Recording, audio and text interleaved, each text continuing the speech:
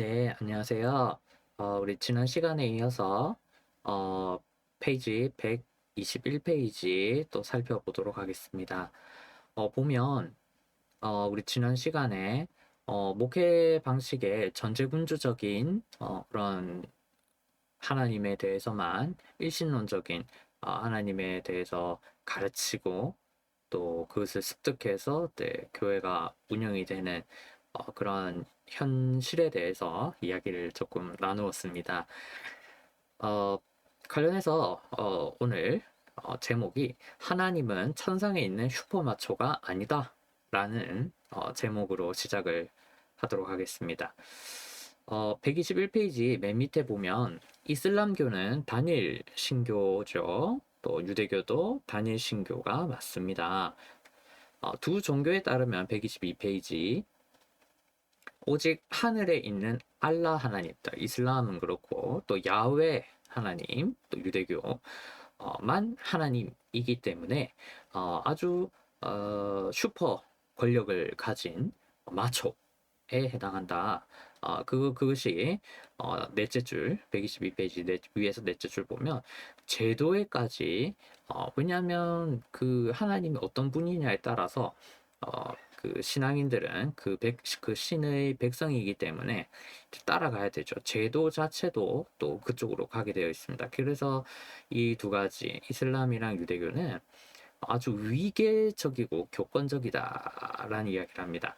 성직자와 평신도의 차이를 분명하게 뭐 아주 이때 분명하다라는 것은 과하게 두고 또 남자와 여자 사이에도 또 어떤 철저한 위계를 어, 둔다거나 범접할 수 없는 뭔가 그 막강한 권력 그 하나님으로 말미암는 그 전제군주적인 것이 이제 그 해당 종교의 어, 제도 설정에 반영이 된다 이렇게 이야기를 합니다. 그래서 또 그들의 언어, 행동, 또 특히 기도문, 또 예전 이런 것들을 보면 거의 그 신학이 얼마나 중요한지 삼위일체가 아닌 경우에 하나님에 대해서 전제군주적인 그 이해만 바탕으로 했을 때 문제가 이러하다라는 걸 잘 볼 수 있다 이야기를 또 이렇게 간접적으로 하십니다. 122페이지 보면 질문과 답변. 자, 이게 보통 이제 실상에서 또 우리 이런 질문들이 나올 수 있는데요. 저는 기도할 때 하나님 아버지도 찾지만 주님도 찾습니다. 또 우리 주님 이런 표현을 많이 쓰지요. 이제 그것도 전제군주적 일신론적인 경향성인가요? 이렇게 물어보는 그런 질문이 있습니다. 일반적으로 물어볼 수 있죠. 122페이지 답변이 이렇게 합니다. 교수님은 첫 번째 줄에 보면 answer 기도에서 주로 하나님 아버지를 찾는 경우가 많고 그렇지 않을 때는 이제 보통 주님을 찾는다 이런 이야기를 합니다. 그런데 이때의 주님이 누구인지가 굉장히 애매하다라는 이야기를 합니다. 밑에서 두 번째 줄 이 주님 도미나라는 이 신명은 네임은 성부, 성자, 성령을 모두 포괄할 수 있는 사실 단어이지요. 그래서 주님이라고 부르면서 기도할 때 주님이란 표현은 틀린 게 아닙니다.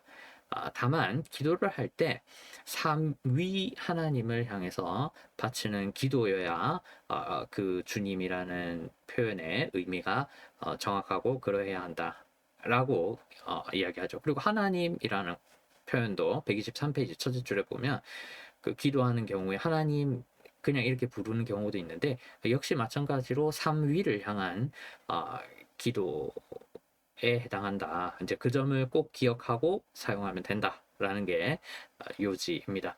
세 번째 줄 보면 니케아 콘스탄티노플 신경에 이런 고백이 나온다라고 하는데요.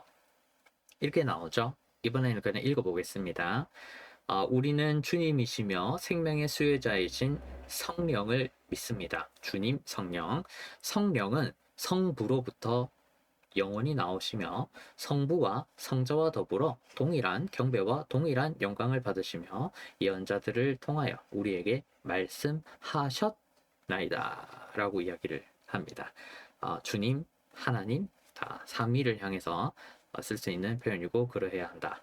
123페이지 퀘스천 첫 번째 줄 가운데 부분 보면 우리가 아버지 하나님만을 찾아도 그 하나님은 삼위일체 하나님이지 않습니까? 굳이 성령님과 아버지 하나님을 뭐 예를 들어서 왜 구별을 해야 됩니까? 라는 질문을 할 수 있는데요. 복잡한데요. 교수님이 간단히 최대한 답을 하시는데 맨 아랫줄 가운데 삼위는 일체가 맞습니다. 우리는 삼위를 경배하며 그 삼위는 성부 하나님, 성자 하나님, 성령 하나님이십니다. 자, 밑에 내려가겠습니다.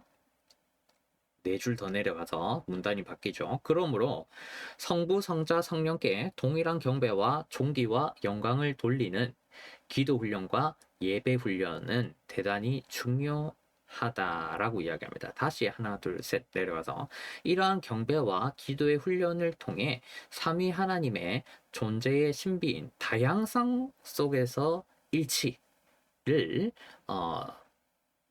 딱 붙잡고 신앙생활을 해야 된다. 이 이야기를 합니다. 다양성 속의 일치. 뭐 하나님이 삼위로 계시기 때문에 인간은 이해하기가 어렵습니다. 이것에 대해서 다양성 속의 일치라는 말 자체가 어떻게 보면은 그렇죠. 이게 말이 안 되는 건데 이게 말이 되는 피조물의 입장에서 이해하기가 굉장히 어렵습니다. 특히나 이게 논리학적으로만 따질 때 따지고 또 구분할 때는 구분이 되고 또 하나일 때는 하나로 논리학으로만 이게 yes, no로만 대답이 가능하기 때문에 상당히 어렵습니다. 하지만 핵심은 그거죠. 다양성 속의 일치 개념이 하나님에 대한 본성이기 때문에 이것이 반드시 어떤 기도 생활, 또 예배 생활, 또 현장에서의 어떤 신앙인으로의 살아갈 때 반영이 되어야 된다는 거죠. 전제군주로적인 그러한 한 위격, 성부 하나님, 예를 들면 성부 하나님에 대한 위격 하나만 딱 가지고 신앙생활을 해서는 안 된다라는 이야기를 합니다. 그래서 만약에 그렇게 될 경우에는 끝에 이 문단의 끝에 줄에 나오죠. 사귐과 교제와 소통의 영성에 굉장히 암염을 들이울 수가 있다라는 이제 비판적인 또 우리가 객관적인 비판이죠. 그것을 하게 됩니다. 124페이지에 보면 예전적 전통과 교리 교육을 회복해야 한다라고 제목이 나옵니다. 삼위일체 우리 많이 이야기를 했었죠. 두 번째 줄에 보면 첫 번째 줄부터 다시 보겠습니다. 교회사 속에서 고대의 교부들 그러니까 뭐 폴리카프도 있을 거고 그 우리 12제자의 그 밑에 바로 밑에 제자들이 또 있죠. 속사도, 후사도들 그부터 쫙 시작해서 뭐 여러 가지 고대의 교부들 또 그 교회 그리고 쭉 내려와서 중세 시대를 쭉 거치면서 또 종교개혁에 이르기까지 종교개혁자들의 그 기도를 보면 언제나 중요합니다. 기도와 예배는 구분할 수는 있지만 분리할 수는 없다. 그러니까 기도에 대해서 이렇게 구분해서 어떤 개념을 정하고 예배에 대해서 개념을 정할 수 있는데 이 두 개를 완전히 따로 분리해 가지고 이렇게 할 수는 없다라는 걸 우리 전통을 통해서 모든 역사 속에서 또 다 이미 증거가 되고 또 그렇게 해왔다라는 사실을 이야기합니다. 세 번째 줄 보면 예전이라고 번역되는 라틴어 리투르기아라는 말 자체가 성문 기도, 다시 말해 글로 써여 있는 기도라는 뜻입니다. 예전이 글로 써져 있는 기도다 이렇게 이야기를 합니다. 그리고 역사적으로 이 공교회의 예전 글로 써여 있는 이 기도는 삼위일체적 형식으로 쓰여져 있었다. 그런데 참 지금 아마 들으시면서 느낄 수 있습니다. 교수님 이야기하시죠. 근데 이런 삼위일체적인 기도 언어와 예배 언어가 이게 우리에게는 상당히 생소하다라는 것이죠. 그리고 그 사유에 대해서 125페이지 첫 번째 줄. 왜 그렇게 됐느냐?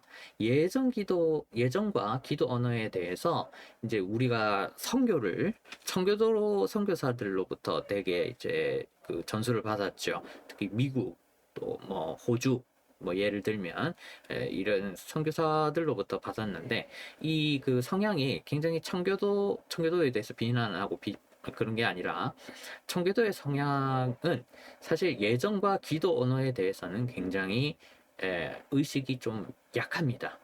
그래서 본인들이 이렇게 많이 전수를 우리에게 해줄 때 한국 교회에 많이 해주질 않았어요. 본인들도 좀그 의식이 없었다 보니까 교리교육 예전 삼위일체가 핵심인데 그래서 우리가 보통 이제 청교도로부터 받은 대표적인 게 부흥회, 그렇죠? 그리고 큐티, 성경 묵상, 성경 공부 또는 뭐 기도회 이런 것들로 교회에 이제 신앙생활이 많이 진행이 됐죠. 그 나쁜 건 아니다고 또 교수님도 이야기를 하시는데요. 자, 그런데 그것도 좋은데 그런 역사적인 흐름이 있었고 안타까운 점은 가운데 보면 이제 교수님이 목회 경험을 이야기합니다. 딱 가운데쯤 보면 그런데 문제가 무엇인지 아십니까? 예전적 전통에 충실한 교회 신자들과 기도 모임을 하고 또 큐티와 성경 공부를 하는 것은 굉장히 쉬웠다. 내가 해보니까 이제 담임 목사로도 계셨으니까 교수님이 근데 예전 교육이나 교류 교육이 잘 안 되어 있고 그냥 막 이렇게 죄송합니다. 뭐 그냥 이렇게 기도회 또 큐티 성경 공부를 주로 했다. 그러니까 뭐 사실 우리 나중에도 나오지만 세례 교육 이런 것 보통 뭐 해봐야 길어봐야 한 달이죠. 뭐 짧으면 뭐 한 달도 아니고 사실 4일이죠. 뭐 그런 식으로 많이 되는데 그 다음부터는 교류 교육이 거의 없어요. 삼위일체에 대해서. 그래서 이런 경우에는 그런 분들을 이제 그런 분들에게 예전과 교리에 대해서 설명을 하고 또 그것을 삶에 적용하도록 하려고 하니까 굉장히 힘들었다. 그래서 그 이제 교회에서 담임으로 하면서 5년 동안이 이렇게 열심히 해서 이제 뭐 예전 그 삼위일체를 중심으로 또 교육을 하고 또 신앙생활 또 예배생활에 기도생활에 다 이렇게 적용을 하게 하는데 5년이 걸렸는데 반대가 많았다라고 이야기를 합니다. 기존 교회에서 그러니까 그냥 이제 일반적으로 교리 교육이 약한 상태에서 성경 공부, 사경회 뭐 여러 가지 기도회, 부흥회 이런 큐티 이런 것들을 많이 한 경우에 좀 약하더라 이야기를 합니다. 자, 그래서 대표적인 예를 126페이지에 나오는데요. 이제 어떤 집사님이 이제 이런 말도 하셨다고 해요. 니키아 콘스탄티노플 신경으로 신앙을 고백했더니 이단이라고 이런 제목으로 되어 있는데 그 내용은 간단합니다. 첫 번째 줄 삼위일체 교리를 아주 명확하고 아름답게 고백한 신경이 있다. 그것이 아까 읽었던 니키아 콘스탄티노플 신경 신조인데요. 위에서 다섯 번째 줄 끝부분 교파를 막론하고 전 세계의 교회가 니케아 콘스탄티노플 신경으로 삼위일체 신앙을 고백합니다. 제가 이제 배웠던 이제 우리 대학원에서 지금도 전쟁 중이죠. 우크라이나 정교회, 러시아도 마찬가지죠. 정교회 매주 예배 때마다 이제 보면 한번 보시기를 바랍니다. 우리 한국에도 정교회가 있죠. 니키아 콘스탄티노플 신경을 사용해서 예배를 드리지요. 그리고 그 의식이 다 그거에 맞춰서 삼위일체에 관해서 쭉 이렇게 영광을 돌리는 성령에 초점을 맞춰서 또 여러 가지를 합니다. 그 정교회들. 그리고 서방교회를 개성했죠. 우리 개신교회 또는 뭐 사실 개신교회 안에 뭐 그냥 개혁교회가 있다고 그렇게 표현을 하면 우리도 사실 이 신경을 매주 사용하지는 않지만 대개 부활절이나 뭐 성령 강림절, 성탄절 뭐 이렇게 특별한 진짜 뭐 누가 보더라도 그 중요하게 지금 생각하는 그 절기 때는 니케아 콘스탄티노플 신경도 꽤 사용하는 경우가 있습니다. 잘 안 하지만 그래서 보면 유럽 같은 경우에 미국은 아닙니다.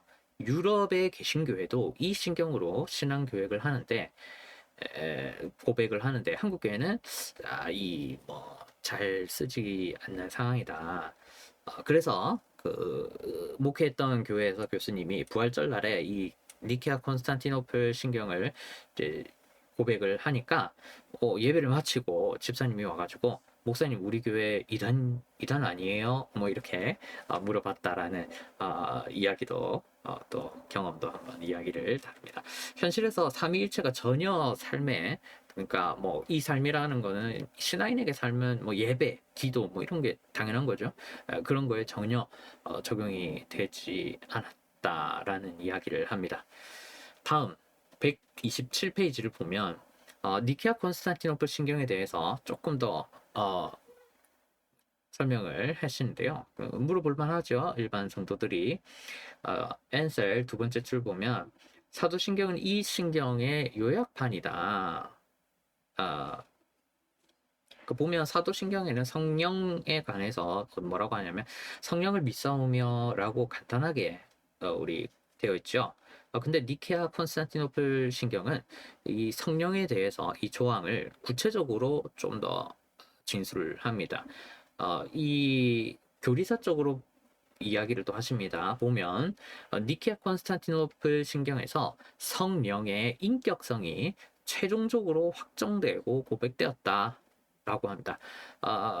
당시에 이단들은 늘 그 말을 하죠. yes, no로 대답을 우리가 보통을 할 수밖에 없고 피조물이기 때문에 진리에 대해서 탐구를 할 때 논리적으로 yes, no로 대답을 하는데 그러면 성령이 그럼 하나님이냐 아니냐? 그러면 성령이 왜 뭐 보이지도 않는데 이게 인격이라는 걸 가질 수가 있느냐? 뭐 이런 여러 가지 공격을 옛날부터 해왔습니다. 처음부터. 그래서 이렇게 아까 전에 읽었던 거 한번 다시 한번 정립을 하는데 읽어보겠습니다. 127페이지 밑에 문단이 따로 있지요. 니케아 콘스탄티노플 신경은 성령님에 관해 이렇게 고백합니다. 우리는 주님이시며 생명의 수요자이신 성령을 믿습니다. 인격이 들어가죠. 성령은 성부로부터 나오시며 역시 마찬가지 성부와 성자와 더불어 동일한 경배와 동일한 영광을 받으시며 예언자들을 통하여 우리에게 말씀하셨나이다. 역시 인격에 초점을 맞추어서 정확하게 이야기를 합니다. 더 이상 늘릴 수도 없고 줄일 수도 없게 아주 정확하게 이단이 나올 수 없게 성령의 인격을 딱 확정을 짓지요. 관련해서 또 다른 예가 있습니다. 또 이제 물어봤으니까 그 사도신경이 굉장히 요약되어 있는데 그것을 니케아 콘스탄티노플 신경으로 좀 더 비추어 봐야 할 필요성에 대해서 이야기를 하는데요. 보면 사도신경에 그냥 거룩한 공회를 믿습니다라고 고백하는 그 부분, 사실 이 부분이 우리도 지금 잘 안 되고 있는데요. 이때 공회라는 번역이 조금 문제가 있다. 그러니까 조금 오해의 여지가 있다. 애매하다. 잘못 이해하는 경우가 많다라고 이야기를 합니다. 그러면서 127페이지 밑에서 두 번째 줄을 보면 공회라는 말은 라틴어로 카톨리카 에클레시아인데 보편적인 교회라는 뜻입니다. 아주 중요한 말이겠죠. 카톨리카 에클레시아가 이제 우리로 따지면 그 사도신경의 공회로 번역이 되어 있는데 이 거룩한 공회를 믿습니다라는 이 사도신경의 말은 128페이지 맨 첫 번째 줄 거룩하고 보편적인 교회를 믿습니다. 라고 해야 좀 정확하게 전달이 된다. 올바른 번역이다. 이야기를 합니다. 관련하여서 니케아 콘스탄티노플 신경에서 이 조항을 좀 더 정교하게 또 다룬다라고 말하면서 또 적어 놓으셨는데 한번 읽어볼게요. 우리는 하나이고 거룩하고 보편적이고 사도적인 교회를 믿습니다. 이게 우리가 공회라고 사도신경에서 늘 고백을 할 때 이해를 한 채로 그 고백이 되어야 된다. 이런 의미를 갖고 있다. 공회라는 게 이야기합니다. 그러면서 쭉 밑에 재밌는 이야기들이 많습니다. 근데 핵심은 이런 여러 가지 질문을 하고 답변을 하는 과정에서 핵심이 있는데요. 130페이지 가운데 쭉 밑에 문단 쪽 보면 맨 밑에 문단에 위에서 네 번째 줄. 그러나 교리는 다시 한번 강조하죠. 그동안 우리가 이제 20번째 강의인데요.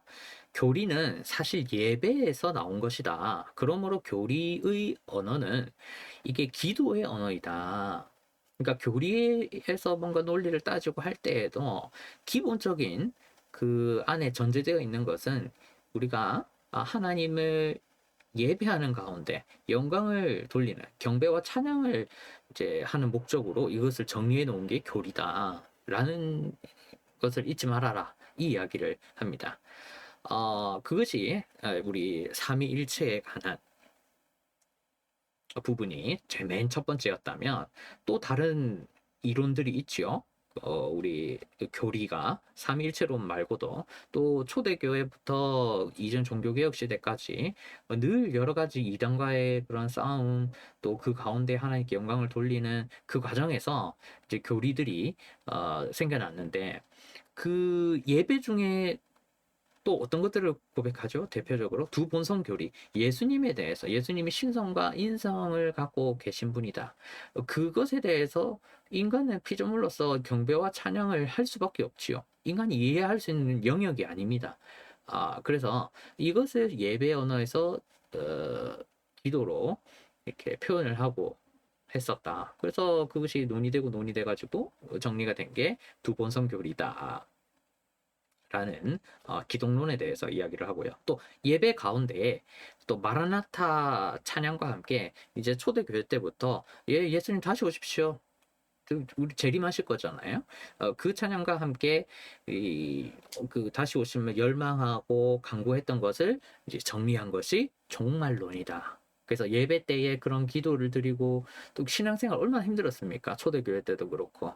그래서 쭉 계속 그 신앙인으로서 사는 거는 어느 시대 또 나이대, 장소, 환경 다 막론하고 힘들죠.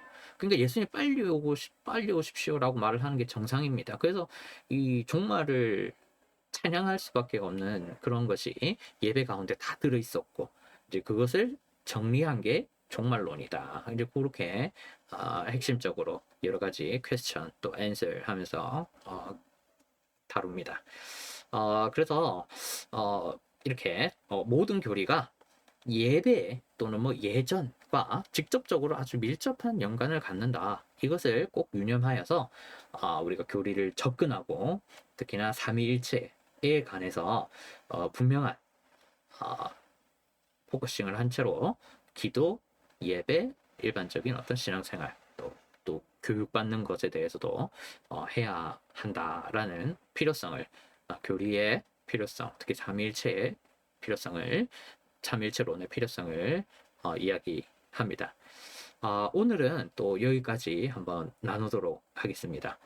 다음 시대는 또 한국 교회의 또 약간 또 상황을 또 점검하고 또 어떻게 해야 할 것인지 또 그 해결책도 한번 논의를 할 수 있도록 또 나누도록 하도록 하겠습니다. 감사합니다.